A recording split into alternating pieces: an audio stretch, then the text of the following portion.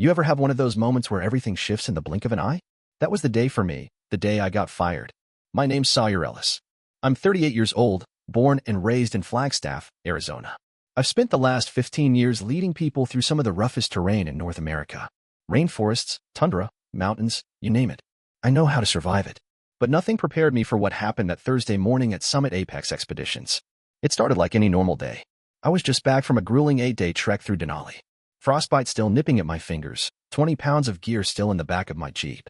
I figured I'd do some gear checks, file the report, and maybe, just maybe, catch up on sleep. Instead, I got a calendar invite. 10 a.m., Troy Carrington's office. Troy was the regional director. Always had the look of a guy who'd rather be in sales. His beard was too neat, his Patagonia gear too clean. He greeted me with a smile that didn't touch his eyes. "Have a seat, Sawyer," he said, gesturing to the chair across from his glass desk. I sat, still thinking maybe this was about my recent client reviews. They'd been glowing, by the way. I'd led 4 expeditions this quarter, and every single group left talking about coming back. I even broke the record for referral signups. But then Troy folded his hands and tilted his head like a therapist about to deliver bad news. "We're letting you go." My brain stalled. "Sorry, what?" He leaned back. "It's not about your performance, Peresi. You're a great survivalist. The numbers speak for themselves. So, why? You're not a team player, Sawyer. You tend to do things your own way. It's a liability in our current environment." I stared at him, stunned. "You're firing me for being independent?" Troy smiled like he was doing me a favor. "This company runs on structure. Collaboration. We need guides who align with the bigger picture." I should have said something. Argued. Fought back. But something in me knew it wouldn't matter. Whatever this was, it had been decided before I walked in. So I stood up. Calm. Collected. Like a man walking away from an avalanche he can't outrun. I reached out and shook his hand. "Thanks for the clarity." He looked confused, like he expected a scene. But I wasn't giving him one. I picked up my things, just a small plant from my desk, the pocket knife my brother gave me before he shipped out, and my compass. Custom made.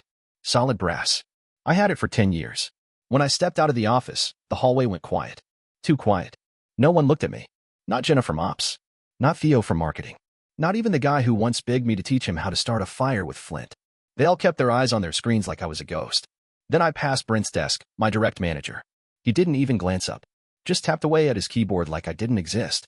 That was the moment it hit me. They knew. They all knew before I did. Whatever story Troy fed them, it stuck.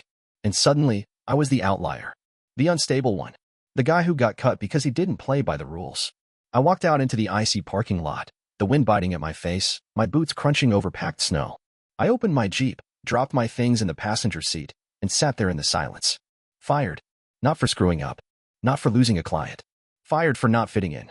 But I wasn't angry. Not yet. That came later. Right now, all I felt was cold. I didn't drive off right away. I just sat there in the driver's seat of my old Jeep, the engine idling and the defrost hissing, watching my own breath fog up the windshield. My hands were still curled tight around the steering wheel. I couldn't decide if I wanted to scream, punch the dashboard, or just sit there forever. 15 years. That's how long I gave them. No sick days. No real vacations. Hell, I bought half my gear with my own money because corporate didn't want to expense custom preferences. Preferences, right? Like safety and fit were optional. I thought about all the times I volunteered for the hard assignments. Remote glacier crossings. High-risk rainforest treks during flood season. Trips no one else would touch. I did them all without a second thought because I believed in the work. I believed in the company. My dad used to say, integrity is what you do when nobody's watching. He was a ranger at Petrified Forest National Park, the old-school kind who still kept a paper map in his glove box and patched his own uniforms. He taught me how to track elk and tie a snow shelter with raw rope before I ever learned long division. He also taught me that politics always finds a way into good places. I guess I didn't want to believe him back then. I leaned my head back against the seat and stared at the ceiling. The dull ache of betrayal was starting to settle in my chest now, spreading like frostbite. I wasn't just fired. I was erased. Quietly, politely, with a smile and a handshake. It made my skin crawl. My phone buzzed in the center console. For a second, I considered ignoring it. But then I saw the name on the screen. Ren McKinley. I hadn't spoken to her in over a year. Last I heard, she was leading expeditions for TerraCore Tours. Used to be one of my clients on a brutal Utah desert trip, back when she was still writing about conservation for National Geographic. I thumbed the screen. "Hey Sawyer, heard what happened? I'm sorry, that place didn't deserve you. I've just joined TerraCore to help launch an elite division. We're building something from the ground up. Top-tier expeditions. Clean slate. We need someone who knows what the hell they're doing. Someone clients trust without thinking. Can we meet? I read it twice. Then a third time. The anger didn't vanish, but it shifted. I could feel it taking a new shape, solidifying into something sharp and forward-facing. Hope, maybe. A kind I hadn't let myself feel in years. I started the engine for real this time. If Troy thought he was burying me, he had no idea I was still breathing, still moving, still very much alive. And I had a meeting to get to. Ren met me at a lodge on the edge of town that TerraCore had recently leased as a regional base. The place looked nothing like Summit's glass-walled offices. It felt real, log beams, wool blankets, mud on the welcome mat. Like the kind of place where things actually happened. She was already sitting by the fireplace when I walked in, wrapped in a parka and nursing a mug of coffee. Her hair was pulled back, face flushed from the cold, eyes sharp as ever. "Sawyer," she said, standing and giving me a quick, tight hug. "Glad you came. Didn't really feel like sitting around licking wounds," I said, half joking. "Besides, your message sounded like something I shouldn't ignore." She smiled and motioned for me to sit. "It isn't." I didn't need long to figure out she wasn't just being kind. Ren got straight to the point. TerraCore was launching an elite expedition division. High-risk, high-reward trips to places most companies wouldn't dare touch. Arctic ranges, jungle canopies, uncharted interior routes. And they needed a lead pathfinder. Not a figurehead, not a desk role. Someone to scout routes, lead the first teams in, and build the protocols from scratch. No red tape, no middle managers. "We're building this for real adventurers," she said.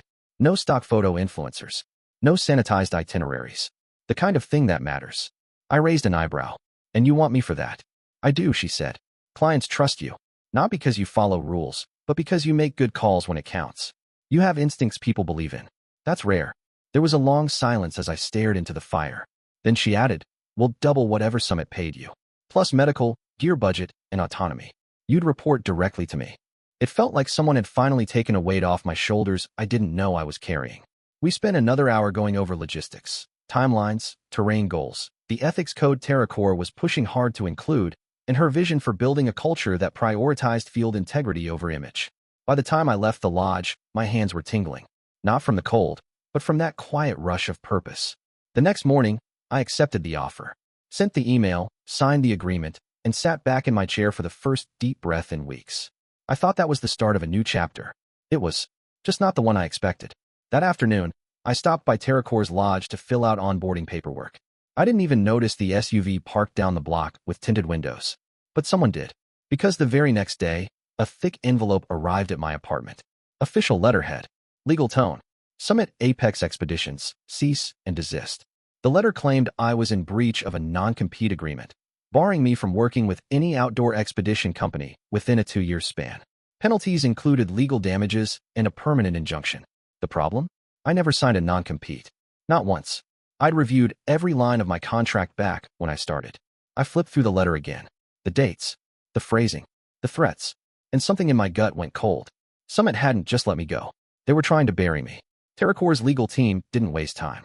I forwarded the cease and desist the same day it arrived, and by the next morning they were digging through employment law precedents and asking for my original paperwork from Summit. I kept it all. Every contract, every signed amendment, every email attachment. We combed through everything twice. There was no non-compete clause. Not a hint of one. Ren's head of legal, a guy named Malik, looked me dead in the eye over coffee and said, "This isn't enforceable unless they have something you don't." A week later, they did. Summit responded with a copy of a supplemental agreement, supposedly signed by me just 6 months ago. It was dated 2 weeks after I'd been honored at our annual field summit for leading the company's highest-rated expedition group. The file had my signature on it, but I knew it wasn't real. I stared at the scanned PDF for a long time, my jaw clenched so tight it hurt. The signature looked close, but the spacing was off. The slope of the S didn't match. The way my pen normally flicked at the end? Not there. I never signed that paper. I would have remembered. Ren was furious. "This is a joke," she said. "They're banking on fear, hoping we'll walk away quietly." Then it got worse. 2 days after that, TerraCore's HR director called me into his office, looking pale. He handed me a typed memo from Summit's corporate legal office, sent to TerraCore, CC'd to a half-dozen vendors in the outdoor adventure industry. It accused me of stealing proprietary expedition frameworks and custom client retention models. They claimed I had taken client profiles, route schematics, and unique safety innovations developed at Summit. It was absurd. Nothing I used belonged to them. Every survival technique I taught was rooted in public domain knowledge or hard-earned personal experience. But now, my name was circulating through inboxes tied to the very industry I'd worked my whole life to build trust in. They're not just trying to stop you, Malik said grimly. They're trying to kill your reputation. I didn't know what to say. My heart was pounding, and my stomach felt like it was filled with gravel. That night, I got a call from an unknown number. Don't say my name, the voice said quietly. It was Brielle, Summit's senior accountant. We'd never spoken much, but she'd always been kind in passing. I saw what they're doing to you, she said. I don't know how to help, but you didn't imagine this. Troy had IT wipe your digital personnel file last month. Then he uploaded new PDFs. The audit logs are gone. But I saw it. I swear. My mouth went dry. Why would he? Because you made him look bad, she said. Those client numbers? Your referrals? You were rising too fast. He's done this before. Quietly. The call ended with her saying one last thing. Get a lawyer who knows how to deal with people like him. Because he doesn't fight fair. I believed her.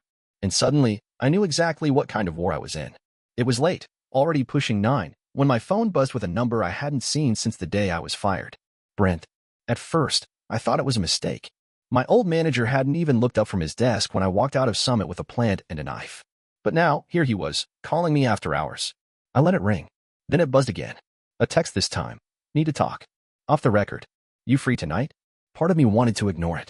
The rest of me, curious, bitter, still craving the truth, told me to say yes. We met at a Trailhead Cafe just outside of town, one of those places that smells like wet bark and burnt espresso. Brent was already there, sitting in a back corner booth with his collar turned up and a ball cap pulled low. He looked tired and nervous. Thanks for coming, he said, nodding as I sat down. You've got 5 minutes, I replied, arms crossed. Start talking. He looked around the cafe like someone might be listening, then leaned in. They're going to lose, he said. Summit. They don't know it yet, but it's coming. I didn't answer. Just waited. He sighed and rubbed his face. You were right, Sawyer. About the forgery. About the digital wipes. Troy's been doing this for years. Every time someone starts getting too much praise or leverage, he cuts them off. Quietly. Usually right before a big contract renewal or promotion cycle. I leaned forward. So why are you telling me this now? Because I'm next, he said simply. I pushed back too hard on the last round of expense reports. The ones labeled Operational Support Fund. Sound familiar? That caught my attention. I remember those line items. Always vague. Always signed off at the exec level. Brent pulled out a flash drive from his coat pocket and set it on the table. That's 5 years of internal emails. Financial records. Bonus redirection logs. Commission skimming. It's all in there. And I have more. I stared at the drive. Why not go to the feds yourself? He laughed bitterly. Because I have a mortgage, Sawyer. And a wife who still thinks Summit is the reason we can afford her chemo. I can't be the face of this. But you're already in it. People are watching you. You've got momentum. I didn't respond right away. I looked at him, this man who once couldn't even lift his head to say goodbye, and now here he was, sliding over evidence that could bury his employer. But I won't testify, he said quickly. I'll share what I can off the record. I'll guide you to what matters. But I can't go public. I picked up the flash drive and weighed it in my palm. It didn't feel heavy, but what was inside could bring down the whole damn house. Brent stood to leave. Whatever you do next, he said, pausing before turning away. Just don't assume they'll play fair. You're not just fighting bad policies anymore. You're fighting a machine that eats people. He walked out into the dark, and I sat there, gripping a tiny plastic drive that could destroy everything Summit Apex built on lies. The next morning, I started digging. I opened the flash drive Brent gave me and spent the better part of the day cross-referencing emails, spreadsheets, and flagged payments. There were too many coincidences, bonus reassignments that lined up with terminations, expense tags that linked to luxury retreats labeled as safety seminars, commission logs altered right before high-performing guides were fired or restructured. But one name kept popping up again and again. Nate Holloway. He'd been a legend at Summit. A senior expedition lead when I first joined. 10 years my senior and twice as tough.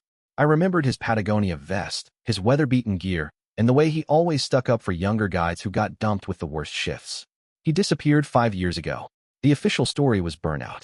Rumors said he developed a drinking problem and walked off the job after a confrontation with Troy. I never bought it. I still had Nate's number from a list of emergency contacts we used to share back when cell coverage was rare in the field. I stared at it for a long time. Then I called. The voice that answered sounded like gravel and mistrust. Who is this? It's Sawyer Ellis. I worked under you on that Yosemite Ridge job.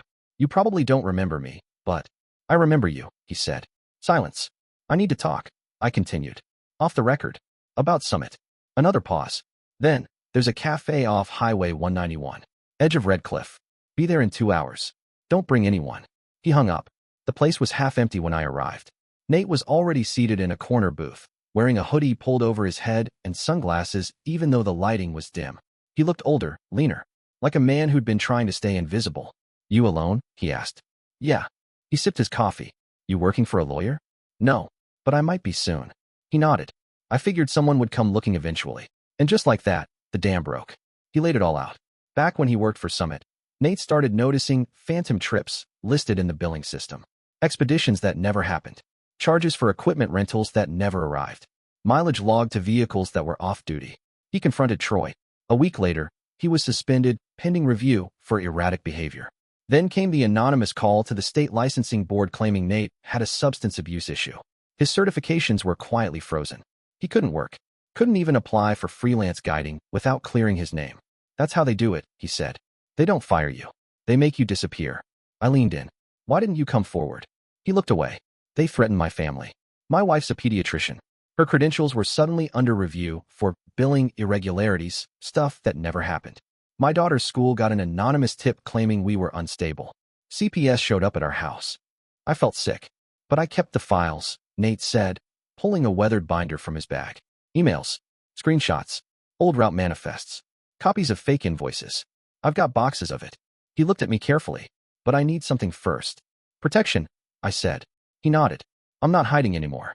But I'm not stupid either. If I go down, it's going to be with a rope tied around every one of them. I held out my hand. Then let's bring them all down together. Ren didn't blink when I told her what Nate had shown me. By the next morning, she had TerraCore's top legal team gathered in a conference room. Half of them on video call, the rest surrounded by laptops, printers, and legal pads stacked like sandbags for war. This is bigger than one lawsuit, Malik said, scanning the files Nate had handed over. This is whistleblower-level fraud. Multi-branch. Possibly criminal. We agreed to go on the offensive. Step 1 was filing a formal whistleblower complaint with the state's Office of Consumer and Employment Oversight. Malik drafted it that afternoon using Nate's files, Brent's documents, and copies of my own employment records, especially the suspicious cease and desist with the forged signature. Step 2 was notifying Summit's partners. We compiled a list of companies who had done business with them, gear sponsors, tourism boards, high-end client networks.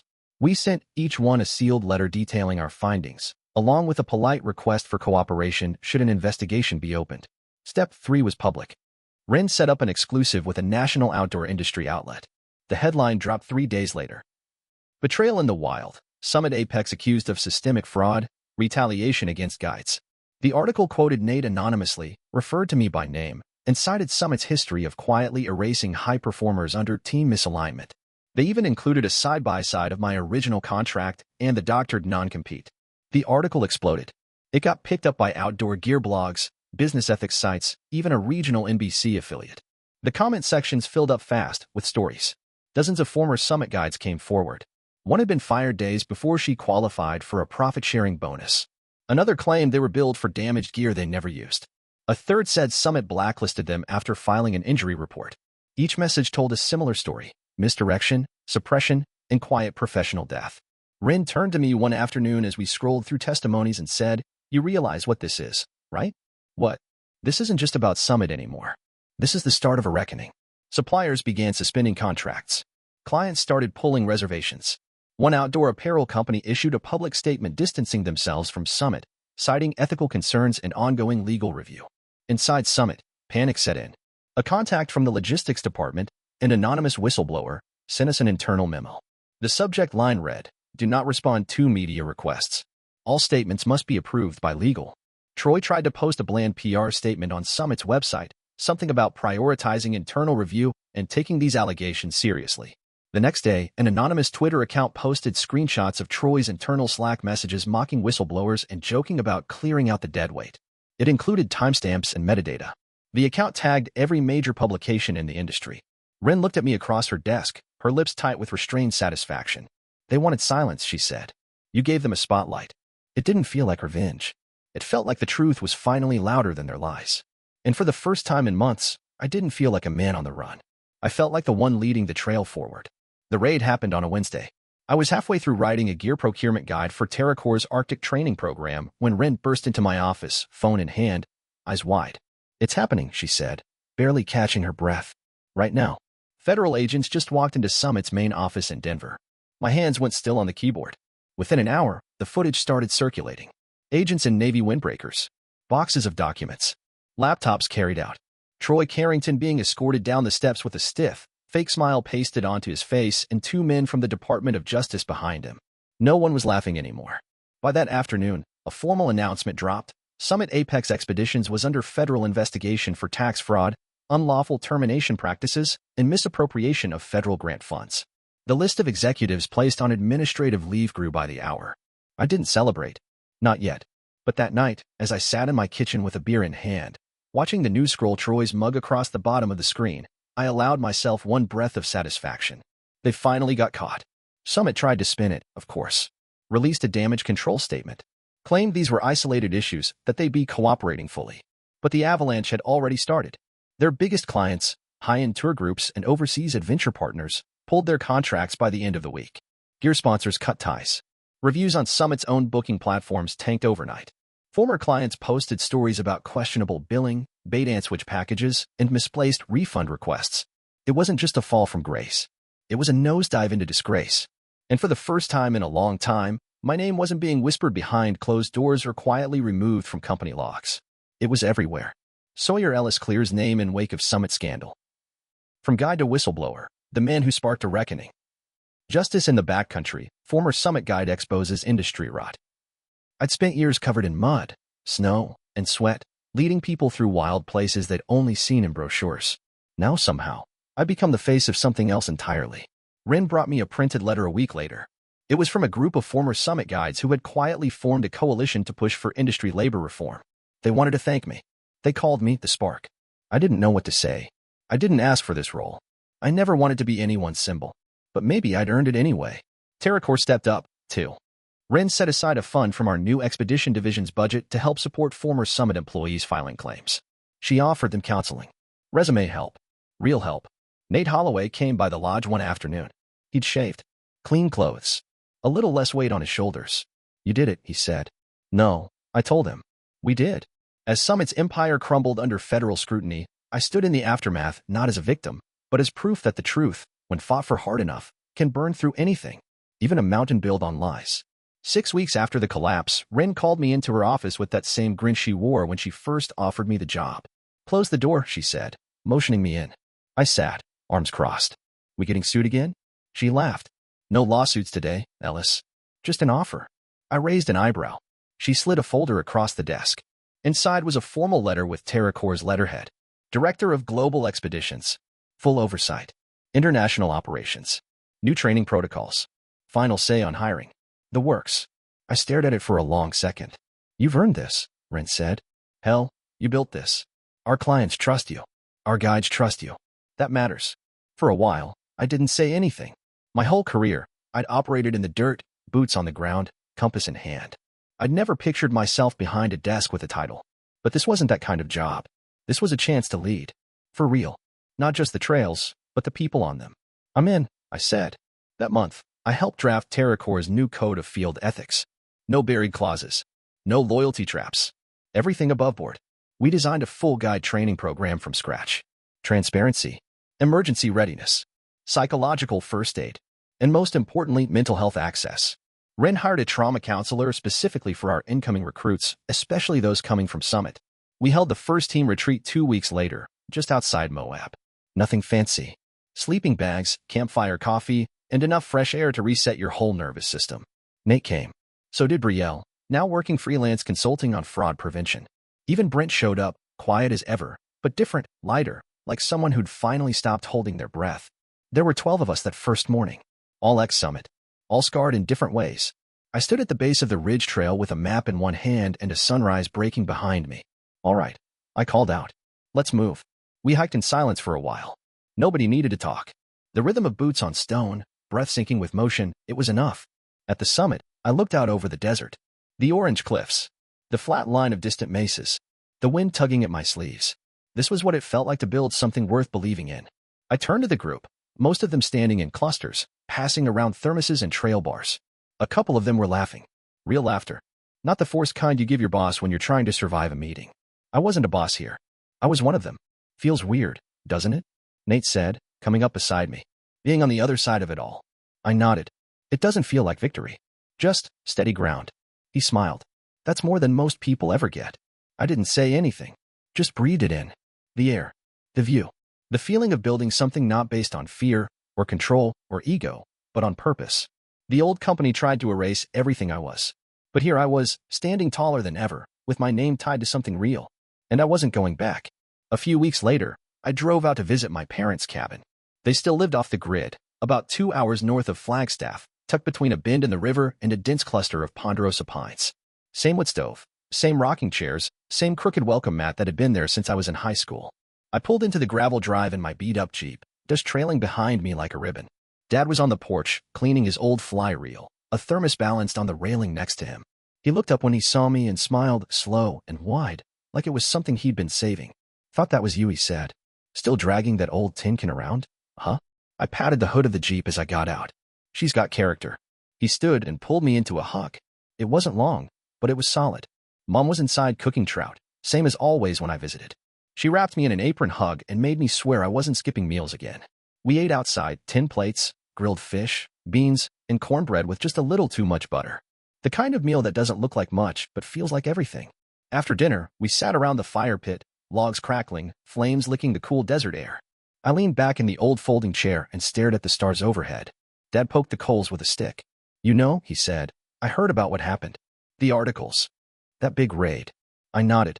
Yeah, you burned down their house without ever lighting a match. He sounded proud. Not boastful. Just honest. I didn't want revenge, I said quietly. I just wanted the truth to matter. He nodded. It did. You made sure of it. There was a long pause, the kind that doesn't need filling. Then he added, I'm proud of you, son. Not because you won, but because you didn't become them to do it. That hit deeper than anything else had in months. We sat a while longer. The fire popped and hissed. Somewhere across the river, an owl hooted once and then went quiet. Eventually, I stood and stretched, brushing ash off my jeans. I should head out. Got a new batch of guides flying in tomorrow. Mom packed me leftovers. Dad handed me a new compass, an old military one he'd kept since his ranger days. Yours is probably scratched to hell, he said. I smiled and tucked it into my coat pocket. Thanks. Back in the Jeep, I turned the engine over and let the heater roll. My headlights lit up the trees ahead, the old gravel road waiting like a trail I'd walked 100 times. Same road. Different man.